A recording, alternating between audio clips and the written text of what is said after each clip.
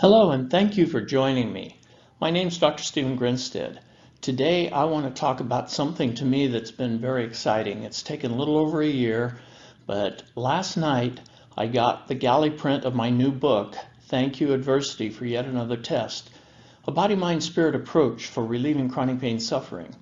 And like the subtitle here says, it will offer powerful solutions for transforming adversity into hope and healing. The name of the book was as a result of the work I did years ago with my karate sensei Richard Kim. He introduced me to Shorin-Jiru and also to Zen Buddhism, and one of the things he always talked to us, when crisis hit, we needed to be grateful and find something positive. So adversity can be looked at as crisis or opportunity, and I've chosen opportunity. And it's been a very exciting venture to get to this point. And the venture actually started many years ago at age 12, the first time I was subject to opioid pain medication.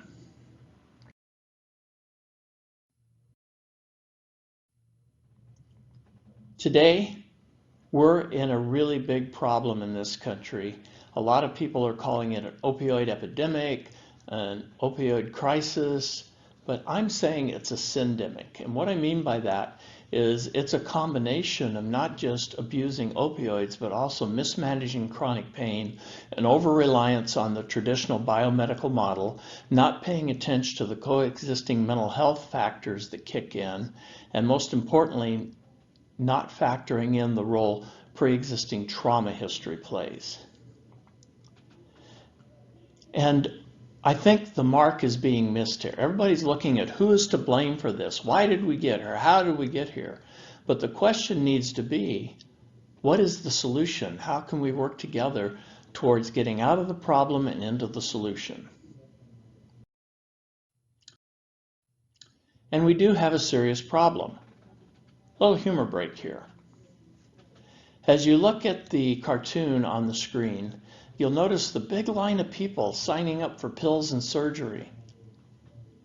Now, the lifestyle change window, there's nobody there. Everybody wants to be passive recipients. They want that quick fix, that magical solution. They're not willing to do the biopsychosocial spiritual footwork that effective chronic pain management requires and demands in order to stop suffering and have a positive quality of life. So let me explain it this way. It's a synergistic problem, and I've coined this the coexisting chronic pain syndrome. So let's look at it this way. When someone has a chronic pain condition and they go into their primary care physician, emergency room, urgent care, and often they've been prescribed opioid pain medication. Maybe some other things. They do some diagnostic testing. They might do a course of physical therapy, etc. But they're just so focused on the pain. Let's say this same person that has chronic pain instead is noticing they're depressed, they're anxious, they're startled, they're having all kinds of nightmares. So they go into a mental health professional and they want to get help for that. And the mental health professional has no clue about how the chronic pain condition is impacting that mental health problem. Now let's say this same person instead is intervened on by loving family and friends and sent to an addiction treatment program. And their total focus is to get people off the problematic substance and to teach them a new path of recovery. But unfortunately, many of them have no clue about the chronic pain and minimal ideas about what to do with the mental health conditions. So what a person is getting is a course of sequential treatment interventions for a synergistic problem, and that just doesn't work. My focus needs to be, let's take a look and see how this syndrome has a synergistic effect. Pain plus mental health plus addiction no longer equals 3, it equals 4 or more, and that requires a concurrent treatment approach. Dealing with the whole person, working with the whole person, healing the whole person. That's what I talk about, the synergistic solution. So keywords, integrated. That means we have a team of all the different disciplines working together concurrently, strategically targeting on the whole person using collaborative treatment planning with the patient being an integral part of the treatment team and using my evidence-based manualized treatment curriculum approach. And that's the addiction-free pain management system that I've been working on and researching since the mid-1990s. It's geared around treating the whole person. And the other thing that makes this effective, up until October 2018, I had moved down with my wife to Camarillo to open up a residential integrated chronic pain treatment program to deal with triple diagnosis patients, people with chronic pain, mental health, and substance use problems or disorders or even addiction. And unfortunately, last October, the Board of Managers decided it was underfunded and not viable, and they closed it. And I went into a deep, dark place. And then I came out of it rather quickly, though, because I remembered Sensei Kim's word. Oh, this is just another incidence of adversity that I can turn into opportunity. So I looked at all the work I'd been doing. About 6 weeks before the program closed, I had completely revamped the treatment curriculum, the manualized treatment curriculum approach. And I looked at the outline for that, and I saw a book outline, and I started working on it diligently. Most days I was working anywhere from 3 to 6 hours a day, researching and writing this new book. And what made our program successful was we used a cohort model, mixing like with like. So we had some workers' compensation people, other people had autoimmune diseases, we had some athletes, and first responders and militaries play well together, so they can be mixed in the same cohort. All that work created my latest book, which I see as an important part of the treatment solution. And last night I received this galley print of my book, and I am just so excited, I cannot tell you. I took this photo just a few minutes ago, and I wanted to use it in this presentation. I cannot tell you how happy I am about this.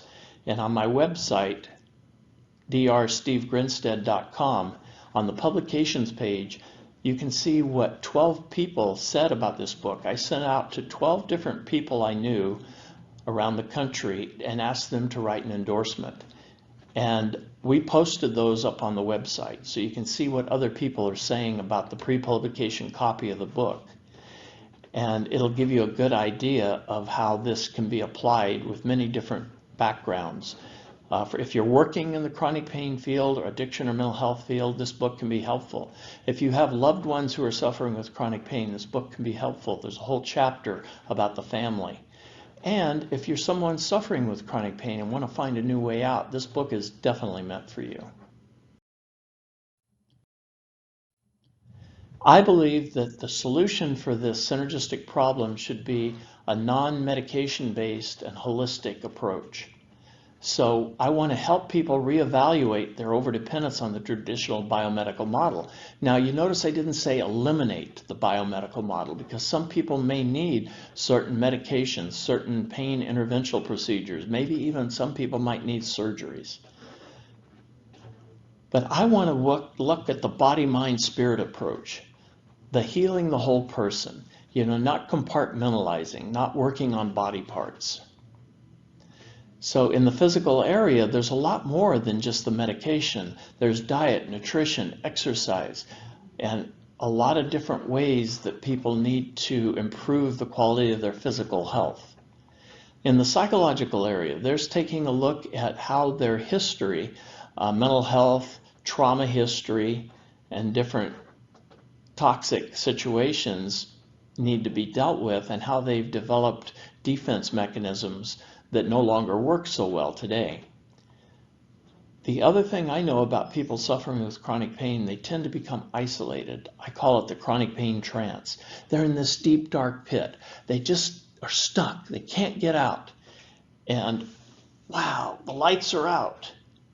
And then lights come back on when somebody comes in and says, I know where you are. I've been there. I can help you find a better way out. That's me, because I was in that pit myself. And then the spiritual piece. Throughout the book, woven throughout the different chapters, I integrate the spiritual piece, not religious, but spiritual, helping people identify their spiritual values, practices, and principles, and how to improve their spiritual levels of functioning and quality of life also. So we add all those together, and now we're working on the.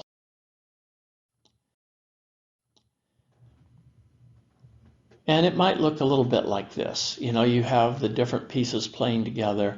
I see the spiritual kind of as a glue that holds it all together, but there's certain things people need to be doing. And family and friend support is a crucial part of this. My goal working with people is they become active participants rather than passive recipients of the treatment. They are proactive in their own healing process. The treatment team is patient-centered, patient-focused. They are the most crucial component of the treatment team. My job as a healthcare professional is to be a guide or a coach. I want to develop collaborative, strength-based challenges whenever possible, and collaborative treatment planning with strong patient input. The thing a lot of places miss that we didn't, we started continuing care and relapse prevention in the first week of treatment so we can leave people some tools to take with them to have a strategic recovery and relapse prevention plan to improve all 4 domains levels of functioning, biopsychosocial and spiritual. And to have high outcome patients, again, we want them to become actively involved in understanding their pain disorder and what's possible. What are some new ways of thinking outside the box? Stop that quick fix mentality, that magical thinking, and become self-motivated to actively and systemically and systematically experiment with both traditional and non-traditional concurrent pain management modalities. And sometimes that means working on your mental health, your trauma history, etc., and pulling the family in to be a part of the ongoing continuing care plan.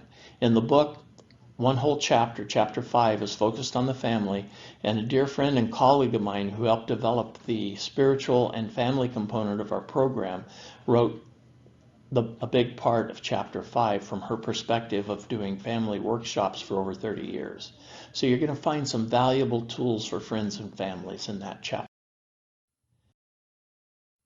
So I want to thank you again, and the book will be out very, very shortly.